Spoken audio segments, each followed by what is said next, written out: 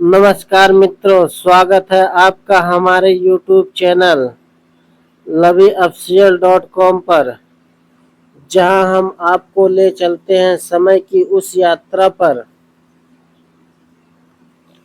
जहां से शुरू होती है भारत की असली सांस्कृतिक जड़ें। आज हम आपके लिए लाए हैं सिंहासन बत्तीसी की 25वीं पुतली त्रिनेत्री की अमूल्य कथा। यह कथा है सच्ची आस्था, भाग्य और राजा विक्रमादित्य के न्याय की गहराई को समझने की। तो चलिए आरंभ करते हैं आज की कथा। भक्ति और भाग्य का असली अर्थ त्रिनेत्री की दृष्टि से।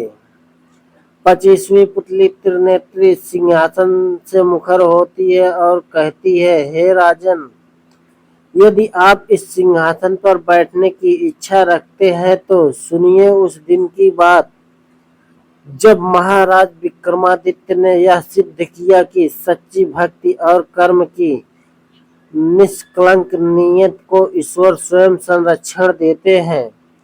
महाराज विक्रम ने वेश बदल लिया था। वह अपनी प्रजा की पीड़ा जानने नगर भ्रमण पर निकले थे। ठंडी रात थी, चांदनी बिखरी थी, पर एक घर से उभरी एक स्त्री की चिंतित आवाज ने राजा का मन झकझोर दिया। यह आवाज थी एक भाट की पत्नी की। वह बोली, क्या भगवान बेटी के विवाह का खर्च भी भेजेंगे? राजा मुस्कुराए और चल दिए आगे। कुछ ही दूरी पर दूसरी बात सुनाई दी। अब राजा विक्रम ही कोई रास्ता निकाले, नहीं तो बेटी कुंवारी रह जाएगी। यह थी एक ब्राह्मण की पत्नी की व्यथा।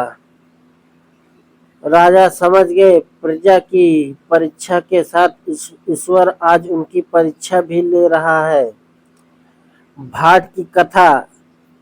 एक भाट सादा विनोदी व्यक्ति, उसने कभी भी अपने भाग्य को कोसा नहीं, पर बेटी के विवाह का प्रश्न उसे भीतर से तोड़ रहा था। उसने निर्णय लिया, अगर बेटी भगवान की इच्छा से आई है तो उसके ब्याह का रास्ता भी भगवान दिखाएंगे।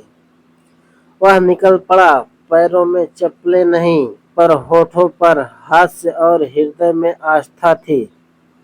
वह राजमहलों में गया, दरबारों में, सेठों की हवेली में,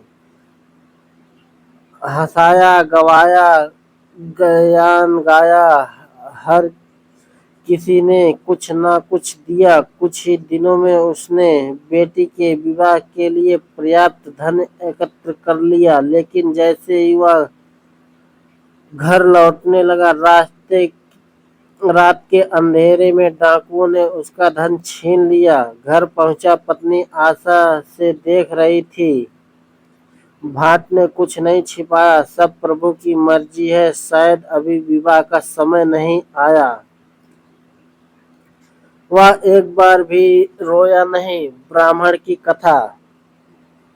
ब्राह्मण कुलीन, ज्ञानवान, धार्मिक, पर समाज से अधिक अपेक्षा रखने वाला।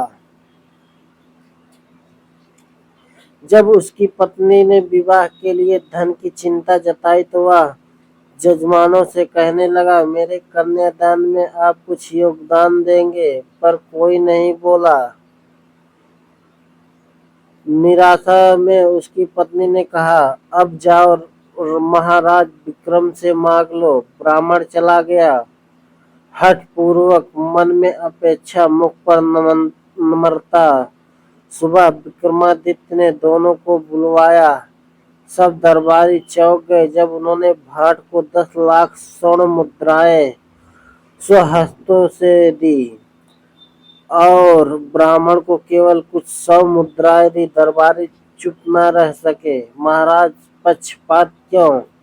एक को इतना, दूसरे को थोड़ा। विक्रम बोले, भाट ने ईश्वर में पूर्ण आस्था दिखाई। उसने किसी से याचना नहीं की, केवल कर्म किया और भरोसा रखा। मैं केवल एक माध्यम बना और ब्राह्मण कुलीन होते हुए भी ईश्वर से नहीं, मुझसे अपेक्षा कर बैठा। राजा ईश्वर नहीं होता, वह केवल व्यवस्था करता है। सारे दरबार में सन्नाटा छा गया।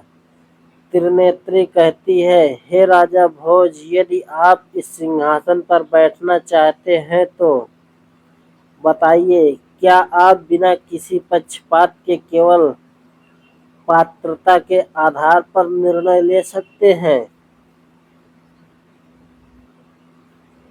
इस कथा ने हमें यह शिक्षा दी कि सच्ची आस्था कभी खाली नहीं जाती। ईश्वर स्वयं उसकी व्यवस्था करता है। कर्म करते रहो, अपेक्षा नहीं। वही सच्चा धर्म है। न्याय वही जो भावनाओं से ऊपर उठकर